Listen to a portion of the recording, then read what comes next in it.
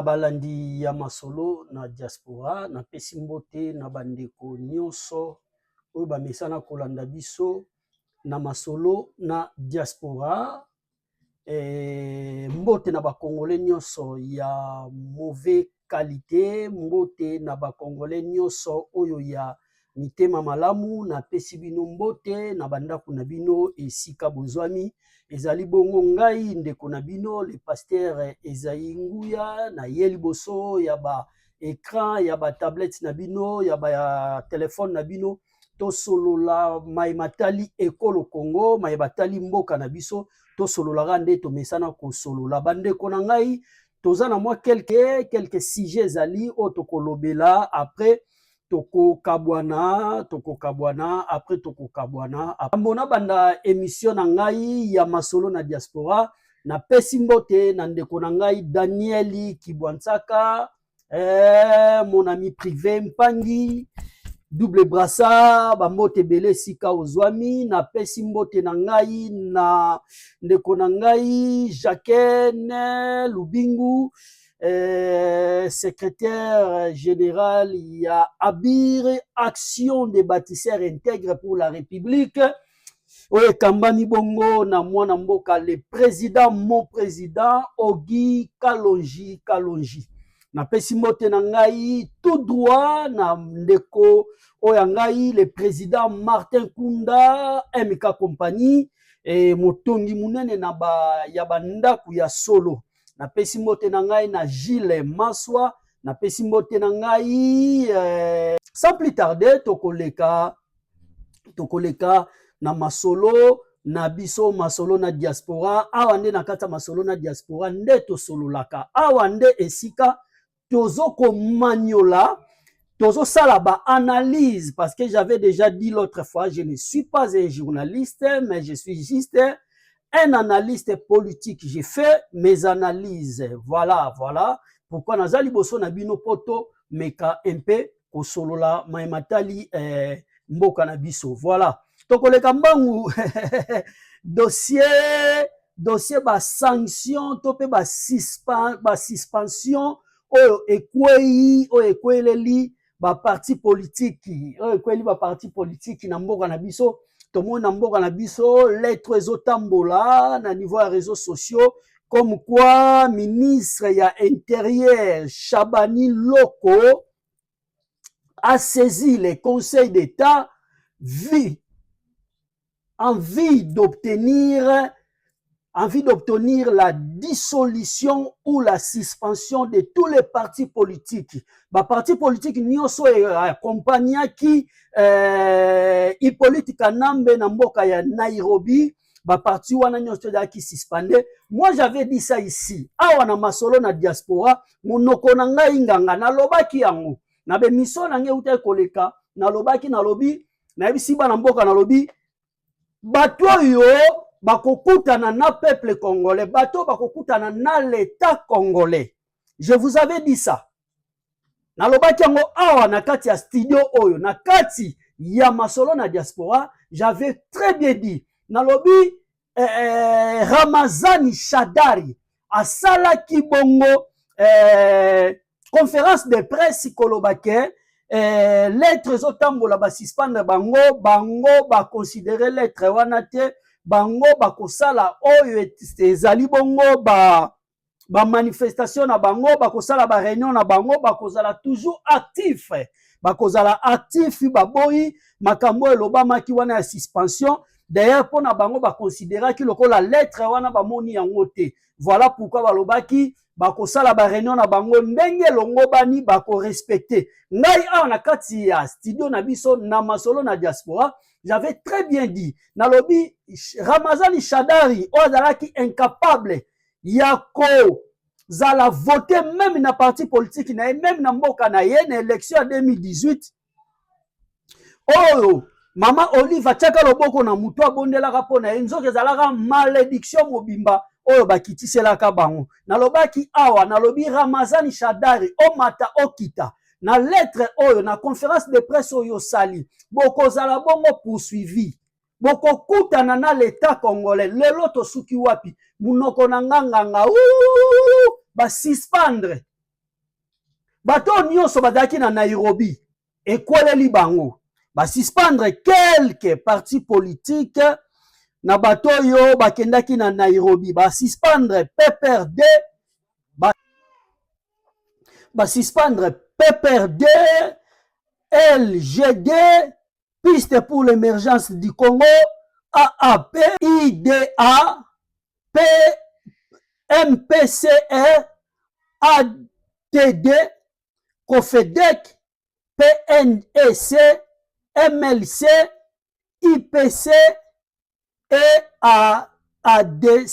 ADCP ba parti politique wana nyonso Jacques Chabani a suspendre yango pe il faut ba retirer bango ba agrément ba parti oyo ekotikalaka lisusu ko fonctionner te toyebisaki bango l'état batielaki kiteti te l'état babudaka ye te l'état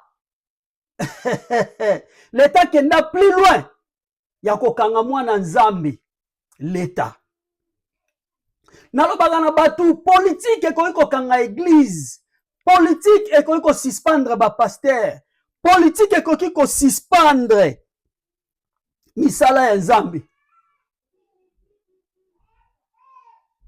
nalobaki yango awa PPRD bokokutana na l'état congolais PPRD bokokutana na Jacquemain Chaban bokokutana na ye na nzela na bino lelo tosuki wapi munoko nanga kanganga parti ya José Makila parti ya José Makila c'est quoi encore cette partie là ADT et ATD c'est le parti de José Makila parti moko boye banate ba parti o mususu nazomona awawa tous les partis nazomona eza ba parti oyo eyebana te toyebi yango te même ba secrétaire général na bango eyebani te à part PPRD na LGD oyo ya Matata Ponyo na MLC oyo ya vie na ngai Frank Djongo ba parti oza ba parti moko boye eyebani te peuple congolais to soutenir ndeko na biso to soutenir frère na biso oyo azo diriger Congo to soutenir ndeko na biso azo diriger Congo lelo parce que après ye Congo na ebite tokokota na misère tokokota na pasi soki totiki nzela kaka pona bato oyo ba Hippolyte Kanambe kriki na bango wana baya kozonga biso tokufi nde kokufa totelema peuple congolais tolamuka totelema peuple congolais tolamuka pona mboka na biso totelema pona mboka na biso bato baza batu malamu te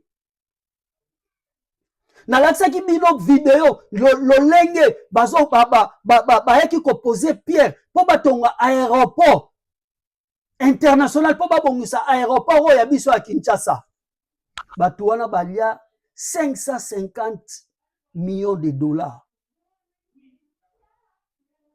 balia mbongo wana emonana te aéroport ya Njili eza na bacondition wana oyo ezali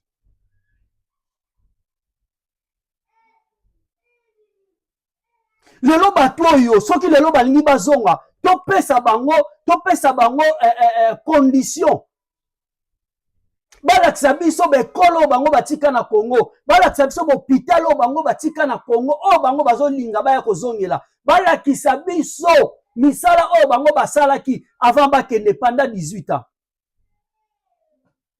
bandeko na ngai ba congolais tolamuka totelema tolamuka nazo sonner trompette nazo belela ba congolais tolamuka to soutenir le président Félix Antoine Tshisekedi asala mandat na ye soka sisi mandat na ye akokende pa koya akuta nzela nyonso to si ba trasa babongisela ye to se confier na ba distraction oyo bato bazolinga bamemela biso te to pesa confiance na ba distraction o bandeko bazolinga bamemela biso te bana mboka Congo to ntango ekoki tobundela mboka na biso lakisa partout ozali na telefone na yo na tablette na yo na télévision na yo soki oza na capacité na réseaux sociaux na yo na TikTok na Facebook ganga belela ke tosoutenir mokonzi ya mboka ta na ye kokoka akokende. Nga naloba na bino awa bato wana bakokutana na l'état congolais lelo tosuki wapi ba sanctionner bango ba suspendre ba parti na bango ba gréement ba retirer yango ba parti wana ekotikala ka ko exister ka lisusu te parce que bato wana baza mitema mabe balingi mboka Congo te. To soutenir notre frère, bato bazoluka babebisa réputation na ye babebisa témoignage ya mwana mboka Félix Antoine Tshisekedi Tshilombo basimba koto mabe bayelaki ye dossier ya Grace Mikutino na ye awa na telema na lobaki no makambo wana tubolanda ngo teza makambo lukuta c'est faux. Lelo tosuki wapi former la ba Rwandais bazo kotisa na mitwa ba Congolais bazana ba Congolais oyo bazo pesa ka mbongo po babebisa témoignage ya président de la République. Lelo nazoka bazotambola na masolo ya mama na biso Thérèse Kaikwamba batuna tu balobaka abala te aza mobalité aza na mobalité aza célibataire. Moi je vous dis ici awa na kati ya masolo na diaspora na yebisi bino ke mama Thérèse Kaikwamba c'est une femme occupée aza na mobali na ye na kati ya ndako. Bokomi wana masolo awawa bomoni mama azana zemi ya biso nini wana za vie privée ya mutu tolongona bakama mboka tokomi okekota na vie privée ya batu formel ya ba Rwandais armée numérique ya ba Rwandais o bazo kotisa na mito ba Congolais pona koluka ko bebisa témoignage ya muto ya zo bundela mboka pona ko lembisa ye mais bakolonga te bamasolo nyonso tu bozwa nango mpona kobebisa mitwa ba Congolais mpona kolatisa bango esprit moko po bayina mokonzi ya mboka bokolonga te mpe kotikalaka kosalama te. Toza na ye kino manda na ye kosila soki manda na ye esili tomoni ke Kagame aza kaka wana tobakiseli ye lisusu manda mosusu akende ti akokweyisela biso Paul Kagame Hitler de l'Afrique. Félix Antoine Tshisekedi pendant que Paul Kagame aza président na Rwanda, pendant que Yoweri Museveni aza président na Uganda, Félix Tshisekedi demeurera aussi le président de la République démocratique du Congo. Parce que tokoki kolinga te ye akende atikela biso basase wana na pouvoir. C'est comme ça que nous allons marcher. Ndengwa nde tokende tozana ye mwana mboka tozana ye simbanga makasi awa nalingi na lotolobela to simba dossier ba wazalendo bandeko nanga ba Congolais to bima na kata distraction na makambo ekosunga biso te to bima na kata ba distraction ya pamba to se focaliser to soutenir ba FARDC na biso na musala bazo sala. Peuple congolais FARDC azoniata. FARDC azoniata. Wazalendo Sud Kivu, le général responsable William Amuli Yakotumba a route pour l'installation des bases qui vont rester permanentes. Les autres Wazalendo seront en route pour rejoindre Kivu par la guerre. Bande konanga na ebisi bino ba wazalendo ba récupérer ba mboka ba kosa bino te bo kenye na ba formela ba Rwandais te tozo yoka bientôt guerre ezosila na ndenge boyebeli ba guerre sile la raté. Bande konanga bientôt victoire eza ya biso ba Congolais, bientôt victoire eza na ngamu na biso na lobaki na bino na ba numéro elekaki na lobi bitumbo ekosile la ndenge sile la raté. Oui, ekosile la ndenge sile la raté. Cette fois-ci bitumbo ekosila autrement.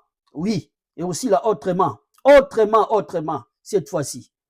Bitumba oyo ekosila autrement.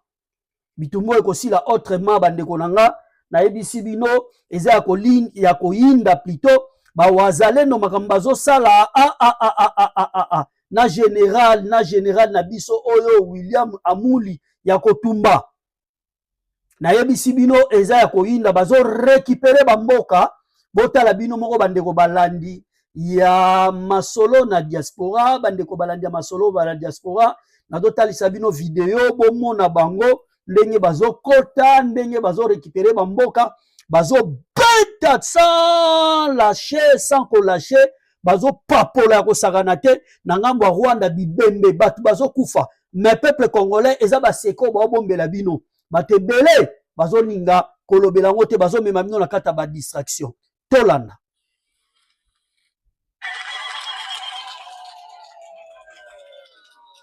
général wa kotumba yo wana lati veste ya pembe ye wana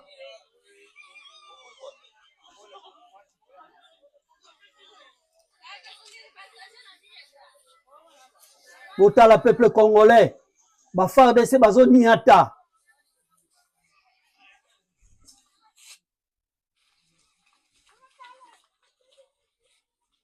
bango wana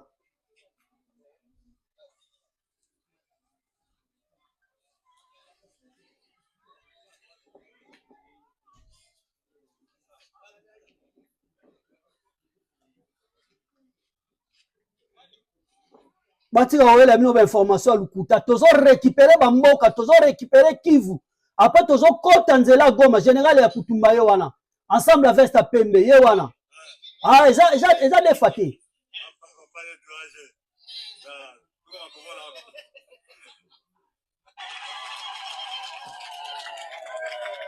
bandeko na ngai peuple congolais naza si bino moko bolandi installation ya base akende ko installer yango bolanda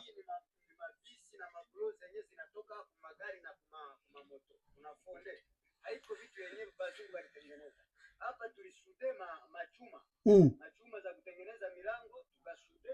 Hii ni chuma nyingine yenyewe tuliyobandika kwa huyu tukashude, kisha tukapata miguu juu. Tunajua kisi silaha inakuwa tulitengenezea miguu kusudi tupate kuitumikisha. Lakini MONUSCO ilisema M23 iko nguvu. Wewe hauogope na hii silaha moja tu. Bazo beta M23 kosakana te bazo kufa. Bazo kufa lokwa basoso. Hatustahili kuogopa kwa sababu mtu mwenyewe alianza pigana na mkuki na upanga hawezi ogopa.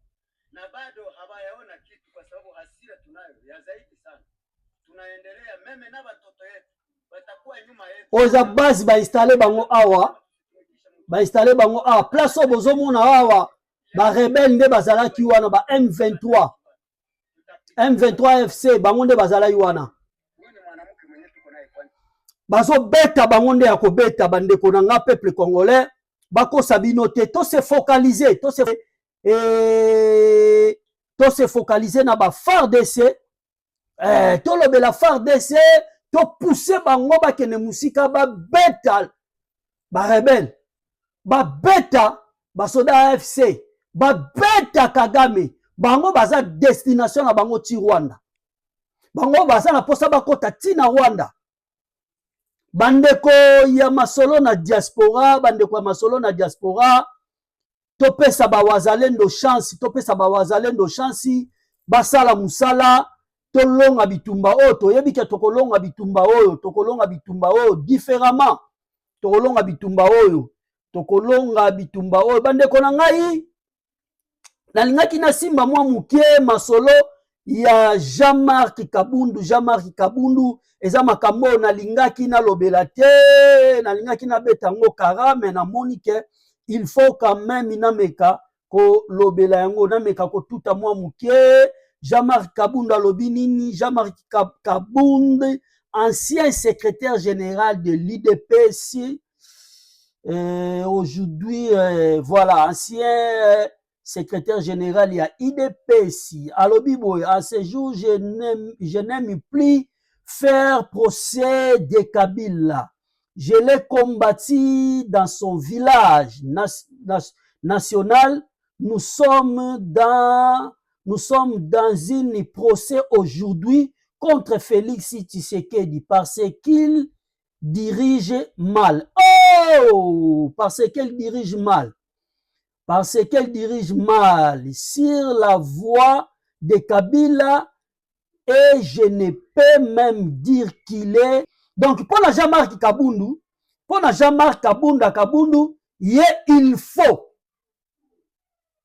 faut à combattre Félix Tshisekedi pour na Félix Tshisekedi à diriger bien. Là, ce sont des propos de Jean-Marc Kabundu. Mais moi, j'aimerais dire ceci. S'il faut mettre un mot au-dessus, s'il faut parler quelqu'un dessus, d'avoir écouté Moutuloko la Jean-Marc Kabundu, nous tous, cet homme était arrivé à l'IDPS. Quelqu'un qui a été façonné par Papa Etienne Tshisekedi. Soki lolo tobito zonga lisusu sima. Soki eza na bato ba bénéficier na IDPS lokola Jean-Marc Kabundu azati.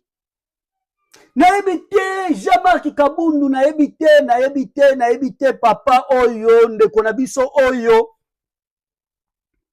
Cet homme, il a été le vice-président de l'Assemblée nationale. Jean-Marc Kabundu, il a commencé à collaborer pendant un certain temps avec des Rwandais. À collaborer avec des Rwandais, alia na lelo, azana ba Rwandais o bazo ko appuyer. Azana ba Rwandais o yazo collaborer na bango. Jean-Marc Kabundu, l'IDPS a tout donné. L'IDPS a sali ozala ozabongo. Papa, ingratitude et futakate. Ingratitude et futakate. Ingratitude et futakate. Ingratitude et zabiente. Tala sima zonga pe mutu. IDPS et pesionyoso na yebi toyebi. Que vous aussi, vous avez aussi beaucoup travaillé pour l'IDPS. Mais l'IDPS, c'est une partie politique qui vous a façonné. Et ça, li ozala oyo zali. Alors, et kozala pasi soki lelo, ata balobi ozali susu na IDPS to lingi su IDPS te, o accompagner mutu lokola Kabila, ndeko na yo Félix Antoine Tshisekedi Tshilombo. Vraiment, c'est la honte komona, ba politicien, lobi ba diriger mboka Congo, komona na ba acte boy vraiment eza, pasi mingi bandeko na ngai, balandi ya masolo na diaspora, eza pasi soki tozomona bato oyo bazoko prétendre lobi ba dirige mboka na biso ko se comporter na makambu ya boyi. Eza pasi mingi penza. Ngolé kolandaka ba politicien parce que ce n'est pas bien. Muto lobi oyo kombataki, muto oyo bundisaki lobi lelo ye wana nde olingi osokola ye o lave ye akoma sain par rapport ya ndeko na o bosali na ye ba combat pendant tamulai. C'est honte. Honte à toi, Jean-Marc Kabundu. Voilà Dorcas, Oyo, Azali, Missy Universe, to soutenir, to senga na ba Congolais, bo soutenir mwana na bino, to soutenir mwana na biso, leki na biso, Oyo, Azabongo Missy, Azo senga soutien na biso ba Congolais, moment yango to lakisa bolingo, to soutenir oya biso to zalaka wana kaka te pona ba distraction ya ko landa ba masolo oza inutile. Mwana na biso to yoka ye koloba Congolais oyo azo senga na peuple congolais to soutenir ye parce que azali ya biso to landa ye. Bana Congo mbote na beno, jambo betwabu. Bonjour peuple congolais, je suis Dorcas Dienda Kassinde, j'ai 31 ans et je représente le Congo au concours Miss Universe 2025. Je suis née à Kinshasa, je suis Mutandu du Congo central du côté de mon père et de Kisangani de la province orientale du côté de ma mère. J'ai fait mes études primaires à Maloula, à Kinshasa. Ensuite, je me suis installée en France afin de poursuivre mes études.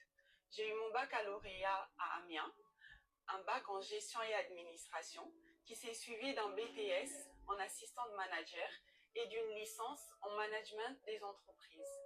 Actuellement, je suis en train de poursuivre ma deuxième année de master en communication et relations publiques. Je gère une société depuis plusieurs années maintenant en import-export qui est basée dans les deux Congos, Kinshasa et Brazzaville, ainsi car je représente notre beau et grand pays au concours Miss Universe 2025. tous à me soutenir et à me voter massivement. Parce que ce 21 novembre, Tozo Kendeko Tombo la Bendele à Congo. Merci beaucoup de m'avoir écouté. Merci beaucoup, merci. Wana mwana nabiso Dorcas, Miss Universe. To soutenir ye, to appuyer ye, to voter ye massivement. Eza honneur ya mboka na biso, eza honneur ya mboka na biso, ye moko alobi, tozo kende ko tombo la bendele ya Congo, Congo toujours en avant, to soutenir makambo eza ya malamu, to longwana kata ba distraction inutile kokota na ba TikTok, ba yebi biso ba Congolais toujours na caché ya mabe, ba yebi biso ba Congolais batu batika la rabolumbu liboso ya réseaux sociaux, ba yebi biso ba Congolais batu ba finga na ba réseaux sociaux. Eza lisusu temps ya ba distraction te. Eza lisusu temps ya ba distraction te. Awa na kati ya masolo na diaspora toko banda ko solola e kozala na moment o toko banda ko zwila bino ba invité bako banda ko uta par-ci par là baleka tolobela o etali mboka na biso Congo. To soutenir o ya biso ndeko. To soutenir ba FARDC na biso, to soutenir ba wazalendo, to pesa na maboko biso nyonso ba Congolais. To telema comme un se fouté bangunya dehors ya mboka na biso. Bongo nde tokolonga. Nalingi na simba nalobela o etali lisusu problème ya $30 pour tous les passagers internationaux et nationaux. Donc taxi o batu bazolobela ngo mingi, likambu ya taxi o batu bazolobela mingi, $30 o ebakisami lisusu na $55 o batu bafutaka na aéroport. Na départ na arrivé et nazo kabalobi ezali courrier moko o efuitaki vraiment nazo senga na ministre ya intérieur ya mboka na biso afongola misu na ba collaborateur na ye soki likambo ezali il faut ba non ko parler ango ba le banon ko lobela ngo en interne avant ba Obimisango libanda. Mais selon mes formations on a eu à notre possession, à ma possession, ezali makambu ya lukuta. Il paraît-il que eza penda il paraît-il eza penda vrete, eza lukuta, ce n'est pas vrai. Voilà. Nalingaki lisusu na meka mpe kolobela mukie makambu oyo etali président de la République Fachi Beton, complot moko ezo sale mapel lisusu contre Fachi, bato mukili bandoki ya Congo o bazo luka kosala mwana mboka mabe, ba complot ezo sala malibanda ya mboka koluka ko assassiner mwana mboka. Eza na video moko boye na monaki na réseaux sociaux oyo batu penda basimbi yango mingi balobeli yango mingi. Eza video ezo singa na ba Congolais nyonso tomeka kolanda yango to yokango yango ndezo pousser biso toyebana ko accompagner mwana ya mboka, toyebana ko accompagner le président de la République. Pamba te aza mutoyo Nzambe atindi, parce que soki ezalaki mutoyo Nzambe atindelaki biso te mbele aza kombati ndengwana te. Alobi pona mboka na ye,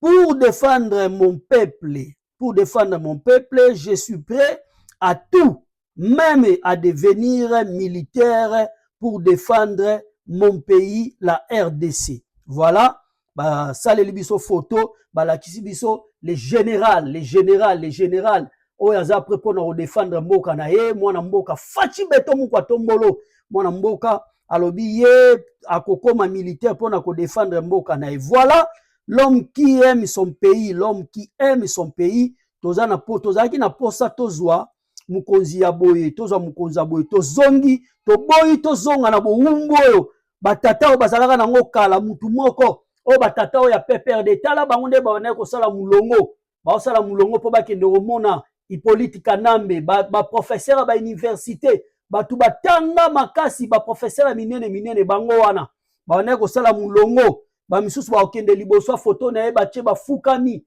bazo ko adoré. Toboyi makambo boye biso za na posa ya mutoyo oyo azobundela mboka. Tolanda moi évidemment vidéo oyo ndeko na biso video etalami mingi na yebi ke eza na batu mususu peut-être si balandaki yango mais awa pe na kati ya masolo na diaspora na bandeko na biso bazolanda biso tolingi to partager yango boyoka lolenge mwana mboka oyo abandai koloba pona ce que j'ai découvert c'était quoi? Yoka. Ces gens, quand Félix Tshisekedi devient président en 2018, hein, 2018. 2019, il y avait un plan.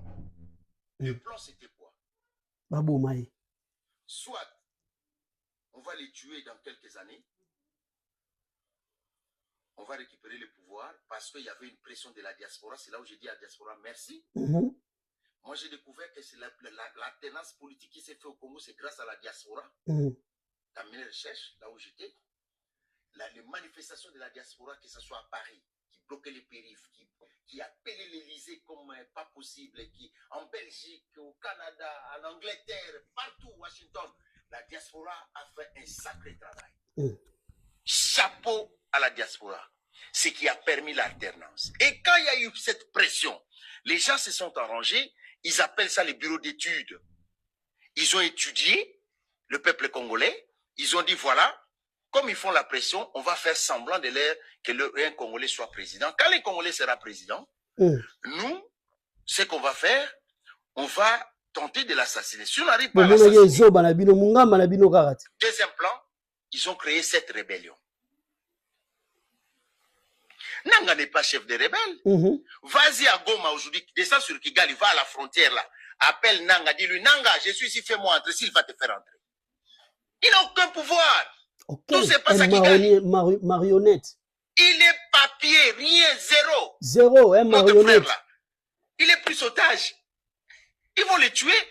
La rébellion depuis Afdel jusqu'à aujourd'hui, je vais te dire une chose que vous ne savez pas, que moi j'ai découvert. Regardez tout ce qui est congolais bantou, Wamba Diawamba, comment il s'appelait notre frère qui était ici à Paris, Zaïd Ngoma, toutes ces personnes-là qui étaient là, des Congolais leaders, ils sont tous morts. Aucun des Tutsis, depuis Afdel jusqu'à aujourd'hui, est mort. Tous ces Congolais sont... Regardez ça. Depuis qu'ils ont commencé à faire tous les Tutsis qui étaient au début jusqu'à aujourd'hui, ils sont vivants. Tous les Bantous qui ont commencé avec eux, dès le début, au Ngandou, Tissé, tous, Mouzé, tous, les Bantous sont morts. Vous connaissez, c'est un hasard? Réveillez-vous les Congolais. Ne rêvez pas. Et quand ils ont fait cette histoire, il y a des choses que j'ai laissé les gens lire. En fait, quand ils ont fait cette histoire des rébellions, ça je dois les dire, deuxième étape, c'était que on va faire la guerre à Félix Tshisekedi. Il va prendre l'argent, il va mettre dans l'armée, il ne fera pas le social. Et on va utiliser les politiques internes, les petits gars que j'appelle, les petites personnes, les petits esprits qui peuvent trahir leur pays pour un bonbon, pour un biscuit. Bananga. On va les antiser et ils vont commencer à parler du social. Alors que lui, Tshisekedi et son gouvernement vont être à la guerre. Comme ils n'ont rien. D'abord, ils sous-estimaient que la guerre va faire quelque temps. Ils sont surpris du patriotisme des Ouazalendo des Congolais. Ça les a surpris. Parce que dans leur plan, c'était quelque chose qui ne va pas durer longtemps. Et que Tshisekedi va mettre l'argent dans les armes, va acheter des armes. Parce qu'une balle coûte $1, mon frère. Si on tire 1 million de balles par jour, c'est $1 million par jour, sans compter les militaires doivent manger, doivent boire. Nous parlons de 3 millions, 4, 5 millions, 6 millions par jour. Par mois, si on prend 6 millions multipliés par temps, 180 millions de dollars. Qu'est-ce que ça ne peut pas faire dans le social? On va prendre cet argent, on va mettre dans les armes. Le président, il fait rien. Le social sera négligé. Écoutez les sacrifices que cet homme il est en train de faire pour notre pays. Ils ne parleront pas de la guerre. C'est ça qui se passe au Congo. Tous ces sont des marionnettes. Et la plupart, mon frère, mes frères là qui font des dégâts, ils ont été ministres, non? Oh, comment nous oublions comme ça? Ces gens ont été ministres. Kabila a été président pendant 18 ans. Ça, on appelle ça syndrome de Stockholm. Que les gens aillent voir c'est quoi le syndrome. Vous réclamez votre boulot. C'est Kabila qui a mené M23. Les jours papa Tshisekedi de rentrer à Kini ont tiré à l'aéroport à bout portant gens. C'est les M23. C'est prouvé, c'est écrit. Bandeko balandi ya masolo na diaspora. Je pense que bolandi image oyo bino nyonso bolandi vidéo oyo pour vous montrer que à tel point nous sommes obligés de soutenir notre frère. Nous sommes obligés de soutenir notre frère parce que il est en train de courir un danger. Mais pourquoi il doit être combattu jusqu'à tel point? Ba lignele déjà ba boule, ba lignele déjà ba salani ba projet, neni ba ko kitisa ye. Mais lokola za ya nzambe, lokola za mwana nzambe, ne yango zo mona toza na lelo. Parce que je vous avais dit que non, c'est un David que Dieu a envoyé pour notre pays. C'est quelqu'un que Dieu a envoyé. Il a une mission. Félix Antoine Tshisekedi Tshilombo a une mission qu'il doit accomplir. Si cette mission n'est pas encore accomplie, cet homme ne doit pas quitter le pouvoir tout de suite. Parce que, soka mutu na ye kiti, toko tina kati ya boumbu, oyo kwami, oyo kakageno, to nyo kwami koleka tangu ya banoko, toko nyo kwa mape toko souffrir. Merci na bandeko nyonso balandi biso, merci na bandeko nanga, oyo nyonso bazwi libaku ya kolanda biso na kati ya masolo diaspora. Merci beaucoup, on se retrouve au prochain numéro. Que le Seigneur vous bénisse.